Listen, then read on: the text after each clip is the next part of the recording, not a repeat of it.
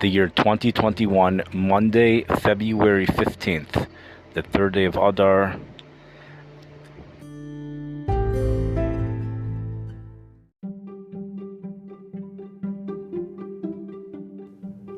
You're listening to Authentic Torah.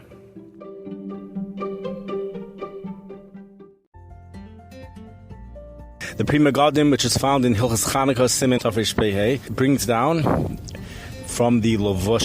He says that years when Rosh Chodesh Shvat falls out on a Wednesday, on Yom Revi, that year there's going to be a lot of snow. Shelig Gadol Vikar.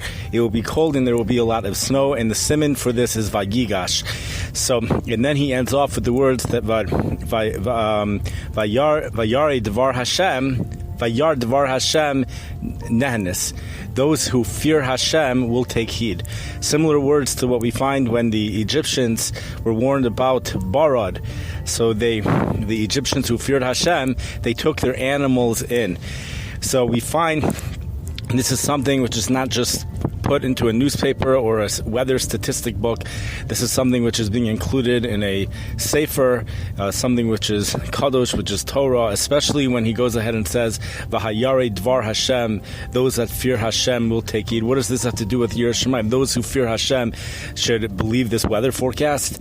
Is that what it's saying? It can't be. This is something which is Torah, definitely Torah. So the question is, what is going on here?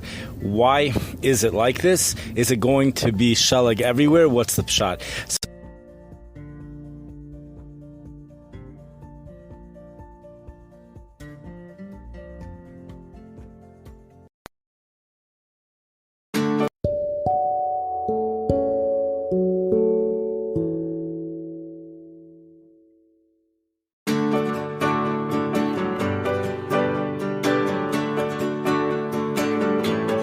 There's another way to read those words, Vayigash. So there's three different things going on here. First of all, Vayigash means the Shin stands for Shvat. Shin also stands for Sheleg.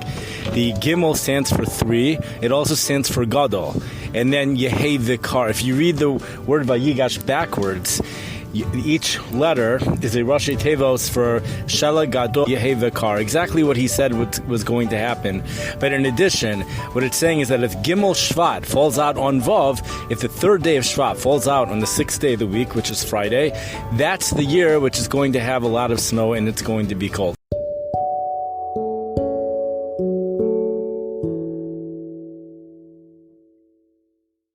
However, there's a big time Rav who changes the Shin. He says it doesn't stand for Sheleg, it stands for Shvach, which means abundance. It means that a year where the first of Shvat falls out on a Wednesday, that's going to be a year of abundance.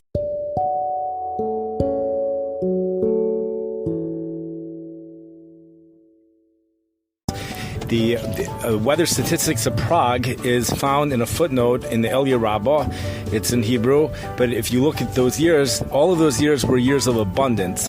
But not all of those years did it snow. Some of those years there was tons of rain.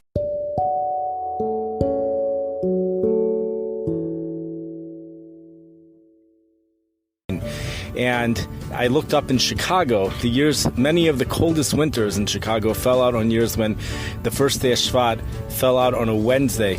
But there was a winter where it was not like that. Not only was it not like that, it was hot. That winter had about 10 days temperatures consecutively in the 80s. It wasn't just it was record-shattering heat in the middle of winter. It was a year of extremes.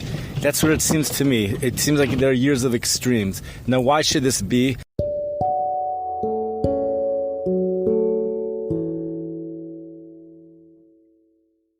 So, the pshat that I wanted to give is I can explain it like this: that when the first day of Rosh Hashanah falls out on a Shabbos, we know that those are years of extremes. Those are years which are either extremely good for Klal Yisrael or extremely bad for Klal Yisrael. This has been said many times when I was in yeshiva. I don't know where the source for that is, but if you look at the history books, the year when Israel became a state, that was the year when Rosh Hashanah fell out on Shabbos.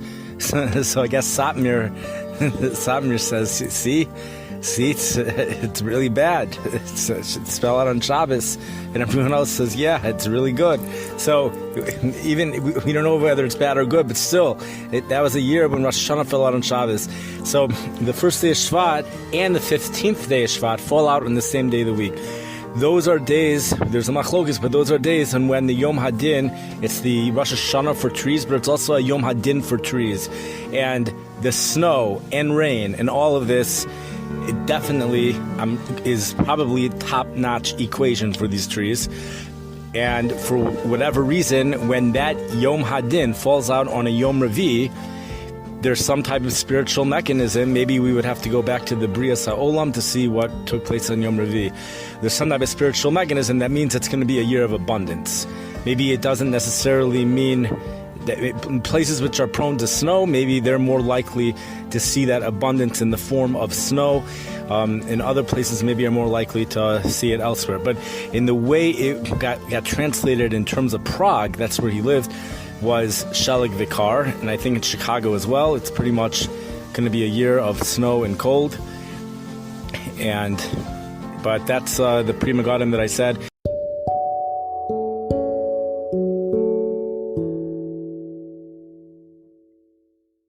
So I'm taking the route that it is Torah. It is Torah-hi, and it's not to be played with. It's something which is kadosh. It would never have been included there. This is something. This never would have been included in there if this was not Torah.